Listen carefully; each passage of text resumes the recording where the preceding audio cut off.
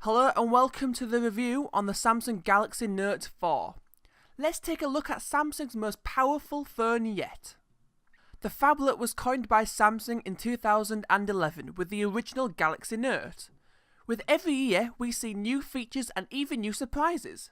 This year is no exception, so let's take a look at it. We're used to seeing a bump in screen size every year, but the Note 4 sticks with a 5.7-inch screen from last year.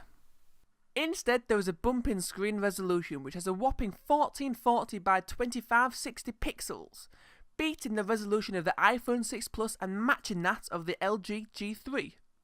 There are 515 pixels per inch, which begs the question, can you tell the difference? The real answer is no, but just think about the bragging rights you have with all those pixels in your hand. What the high pixel density means is that everything on the screen is crystal clear. Gaming is beautiful and easily one of the best experiences on a phone, not only thanks to the display, but due to the hardware powering the device. Inside is a Snapdragon 805 chip and the Adreno 420.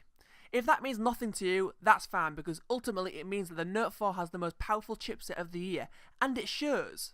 Everything opens and plays smoother than ever before.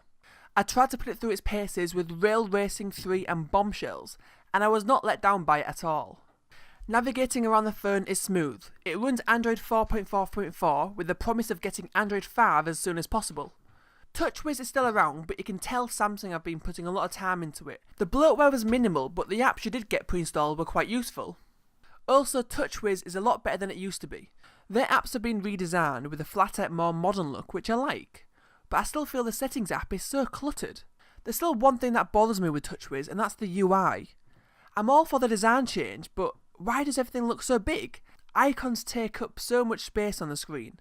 The whole point of having a larger screen is to show more content at the same time. You end up seeing the same amount of content, just larger. I really want to talk about S-Health though.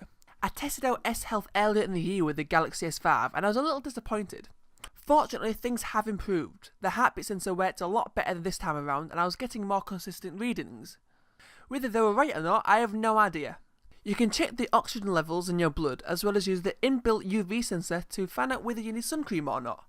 One of the biggest differences when compared to other phones is the S Pen. It got another upgrade this year, doubling the sensitivity to 2000 levels. When you take the pen out, a menu pops up where you can decide to annotate a screenshot or write a reminder for yourself later. The S Note app has so many features now and it's so powerful these days. There's now a place where you can upload your own S Pen creations to the web and there's some really cool pieces of art there too. Finally, there's the one-handed operation. As you may know, the Galaxy Note 4 is a big phone. Luckily, Samsung understand this and have implemented some really clever ways to interact with your phone in one hand.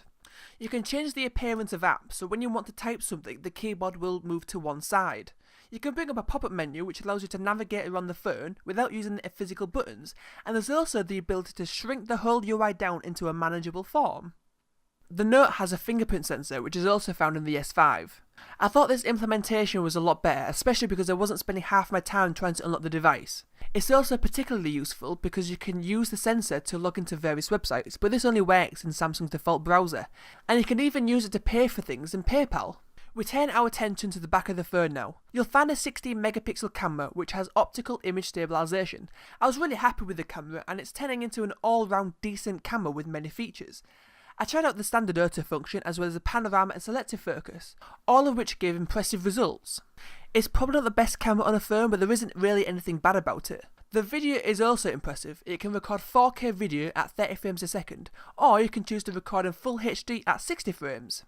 The front camera also has a bump in resolution. It's now 3.7 megapixels. It's a lot better than the previous model and it's relatively better in low light too. The Note 4 requires a micro SIM card and has internal storage of 32GB, but this can be expandable to 128GB. The battery has also increased slightly to 3220 mAh, but most of the battery improvements are software based and it's really brilliant. I gamed for 2 hours straight on this thing and the battery counter only went down to around 80%. If you do manage to use up all your battery, you can get 50% of juice with only 30 minutes of charge, thanks to Fast Charge 2.0. There are a few other things. The phone has built-in NFC, the newest spec of Bluetooth, and an IR blaster for control your TV.